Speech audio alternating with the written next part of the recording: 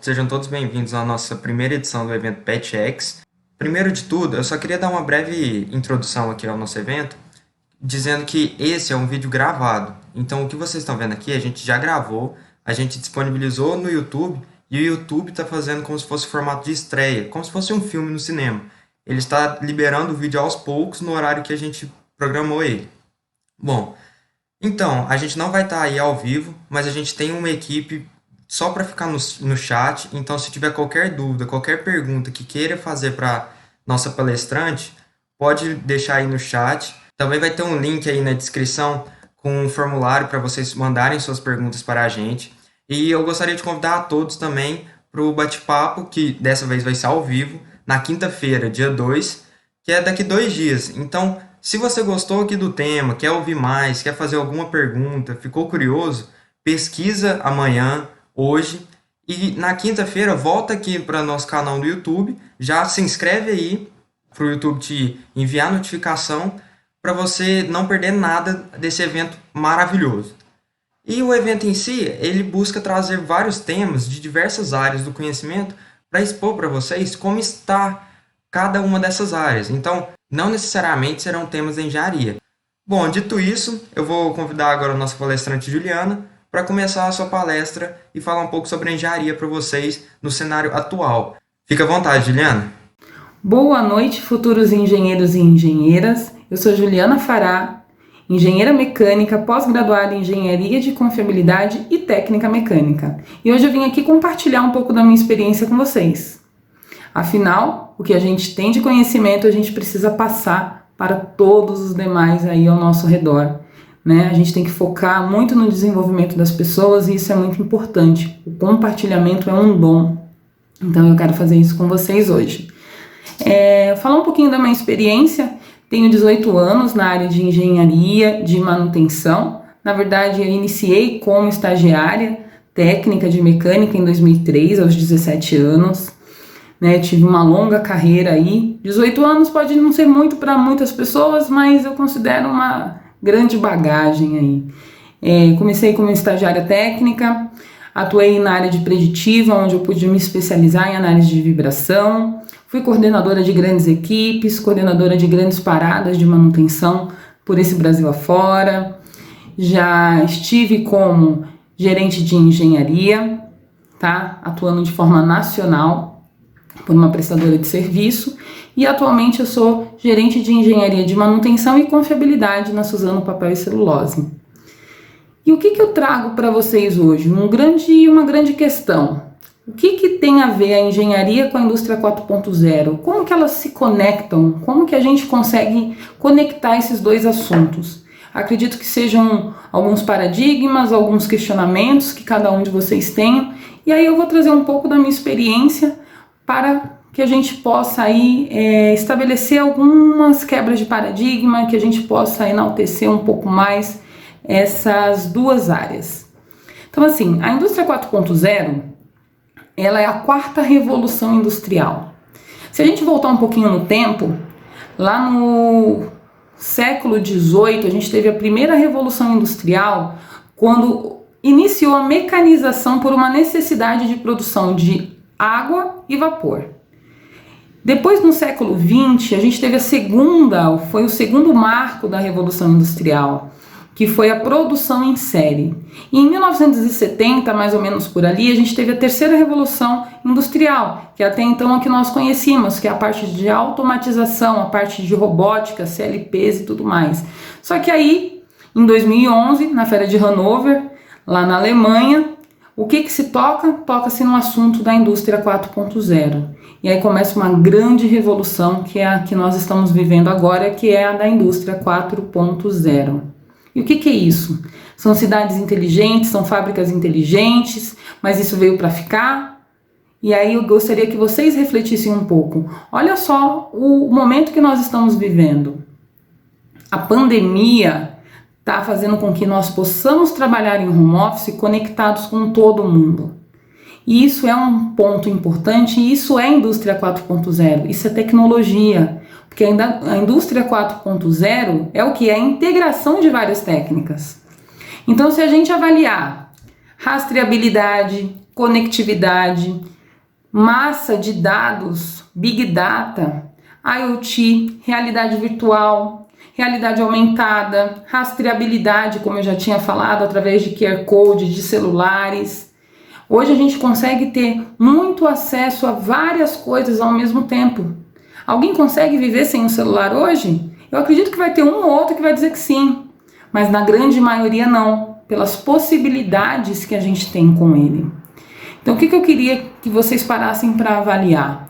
Cada uma dessas tecnologias, dessas iniciativas, elas são parte da indústria 4.0 e veio para ficar. Só que quando a gente para avaliar como que está o Brasil mediante todo esse cenário, existe uma confederação nacional da indústria que fez uma pesquisa no Brasil em 2016 e ela conseguiu verificar o seguinte, que cerca de 43% das empresas entrevistadas em 2016 nunca tinham ouvido falar em indústria 4.0. E isso já se fazia 5 anos que tinha se falado a primeira vez. Então, 5 anos depois, 43% ainda no Brasil não se ouvia falar, não sabia o que se tratava. Cerca de 50%, 60% já tinham ouvido falar, mas desse montante, mais de 60% falou que não ia empregar nenhuma das tecnologias pelo elevado custo. Só que quando a gente fala em indústria 4.0, por mais que se tenha um custo, hoje a gente tem muitas facilidades com a inovação aberta. E isso acaba barateando essa tecnologia. Antes, o que era muito caro você colocar um sensor de monitoramento no equipamento, hoje os sensores eles são muito baratos, porque você é fabricado em grande volume, produção em série, então te facilita, te permite hoje fazer monitoramento de equipamentos no nível muito mais elevado do que antigamente. Então isso é a indústria 4.0. E aonde entra a engenharia em tudo isso? E o engenheiro mecânico, o que ele vai fazer agora se eu estou falando só em automatização, se eu estou falando em banco de dados, se eu estou falando em tratamento de dados, em IoT e tudo mais? Gente, vamos parar para analisar o seguinte. A área da engenharia mecânica é uma área muito vasta. Então, temos projeto, temos manutenção, temos confiabilidade, temos manufatura, temos muitas áreas de atuação. Eu vou falar com propriedade da área que eu atuo, que é a área de manutenção. Tá? Na área de manutenção, o que a gente busca? A falha zero. Para eu ter uma falha zero, eu preciso ter a melhor manutenção possível. Qual é o custo dessa melhor manutenção? Então, assim, será que eu tenho que ter a melhor manutenção possível ou eu tenho que ter o melhor monitoramento do ativo possível? Para que com base de dados ele consiga direcionar o que eu tenho que fazer no melhor tempo.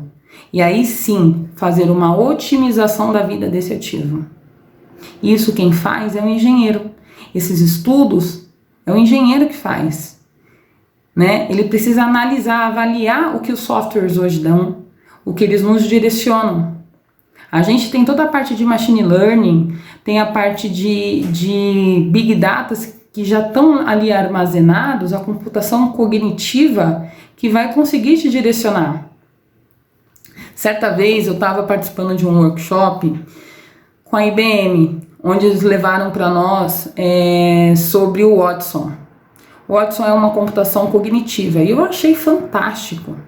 Vale a pena pesquisar depois no YouTube, tem o vídeo da Pinacoteca de São Paulo, onde eles ensinaram o Watson o que cada uma das obras tinha de informações.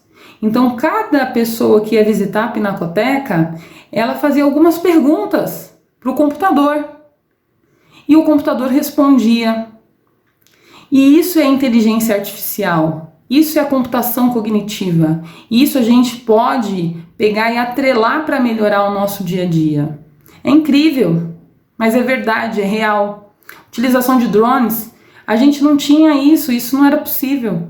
E a gente tem acesso a drones hoje para inspeção, para fazer coisas e ter acesso a locais que nós não tínhamos antes, que que tinha que montar elevadas torres de andaime, que tinha que ter alpinistas e tudo mais, e hoje a gente consegue fazer utilizando a tecnologia. Então isso é importante entender. E um grande ponto, gente, o Brasil hoje está na posição 69ª em inovação no mundo. Sabe o que isso significa? Que a nossa velocidade em inovar ainda é muito lenta. Então a gente mais do que nunca precisa fomentar essa inovação, precisa trazer isso para o nosso dia a dia, precisa trazer isso para a nossa engenharia, para a solução de problemas e para predição, né, para algo proativo e não sair fazendo o que a gente acha que tem que fazer com os dados que a gente intuitivamente acha que são certos. Pode até ser que no final eles se coincidam, mas se a gente tem esses dados muito bem estruturados, muito bem consolidados, as decisões elas são muito mais assertivas. Tá? Então isso é um pouco do que a engenharia e a indústria 4.0 consegue se juntar para poder evoluir e levar para o dia a dia. E assim, fica uma pergunta, e é uma pergunta muito fundamentada. Qual é a máquina mais complexa do mundo? Você sabe responder? Vou te dar uma dica, ela tem um coração. Quem trata com pessoas sabe o quão difícil é tratar com a máquina que tem o coração. Então lidar com seres humanos precisam de ser humanos. Então assim, fiquem tranquilos com relação a eu não vou ter um espaço, que é o que muitas pessoas me perguntam. Se eu fizer engenharia hoje, eu vou ter um espaço? Claro que vai. Só que depende de cada um de vocês. O desenvolvimento, a busca pelo conhecimento, ele é individual. A universidade, a faculdade, ela te dá o básico. Ela te ensina a pensar, te ensina a ser lógico e te ensina a ser ágil. Mas se você só se limitar às disciplinas do seu curso, me desculpa, o seu sucesso vai ser muito, vamos dizer assim, limitado.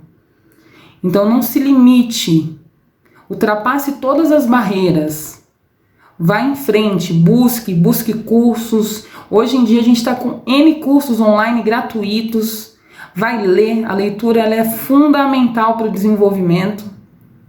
E isso, gente, não tem preço, porque é seu, é o seu conhecimento. Sabe o que você vai fazer com o seu conhecimento depois? Compartilhar o conhecimento, que é só assim que você, doando isso, você vai estar recebendo. Essa troca, ela é fundamental.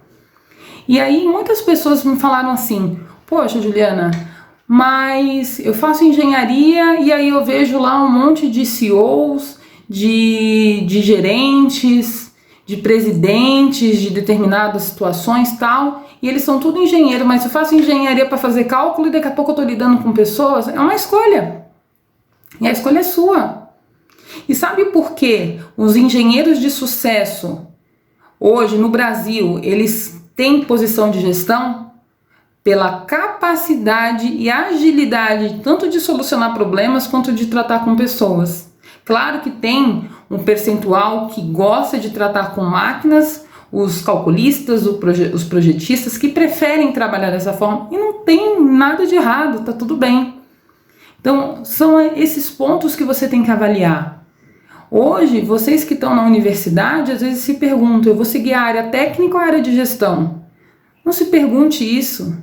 Não existe essa resposta. As coisas naturalmente vão acontecendo. E eu vou falar para vocês uma coisa. Em 2009, quando eu tive a oportunidade de assumir uma equipe, eu achei que eu não estivesse preparada. Porque a área técnica para mim é uma paixão. Até hoje eu amo a área técnica. E eu nunca vou abandonar a área técnica. Mas eu consigo ser gestora, líder de equipe e também continuar atuando na parte técnica. Então, quando você consegue juntar essas duas coisas, você tem sucesso na sua vida. Você não precisa montar um currículo para colocar em mercado, porque vão bater na sua porta, porque vão gostar do que você faz e o que você faz repercute. Então, é isso que vocês precisam refletir. Não existe o certo e errado. E aí, muitas pessoas chegaram e falaram assim, poxa, Qual é a melhor área para engenharia? O que você indica? Eu indico o que você ama fazer. Você tem que se identificar. Eu posso falar que eu gosto e para você não ser a melhor. Então, assim, eu não indico área nenhuma. Eu só sugiro que se encontre na engenharia, que é um caminho sem volta. É uma paixão que você vai ter para toda a sua vida e que vai te dar muito retorno. O retorno financeiro, gente, ele é consequência. Foque sempre no seu desafio, na causa de vida que você tem. Então, quando você tem a sua causa muito bem definida e sabe onde você quer chegar, tudo ao seu redor vai conspirar para acontecer. E quando um dia alguém falar que não vai dar certo, acredite, vai dar certo. Porque só depende de você. Então, assim, não se esqueça, a indústria 4.0 não veio para acabar com a engenharia. Veio para fortalecer ainda mais tudo que a gente já fazia de uma forma mais braçal, de uma forma mais demorada. Então ela visa o quê? O ganho de produtividade, de assertividade, de efetividade nas coisas que a gente faz no dia a dia e pensar sempre em pontos de melhoria para melhorar as nossas situações e não para manter do jeito que está. A gente precisa sair dessa inércia, né? Vai, não vai, daquela zona de conforto que você acha que está tudo bem. Não, a gente precisa trazer essas informações. Então, ó, visando produtividade, eficiência, qualidade, segurança, redução de custo, tudo isso vai ser um direcionador para você encontrar as melhores tecnologias para cada uma das necessidades que você tem. Então é fundamental mapear quais são as suas dores para saber qual é o melhor remédio. Às vezes o remédio que eu tomo não é o que você tem que tomar. Não é assim que funciona na medicina? É a mesma coisa para a engenharia. Então cada uma das tecnologias elas devem ser aplicadas de acordo com a necessidade que você tem. E cabe ao engenheiro definir onde aplicar, qual remédio dar.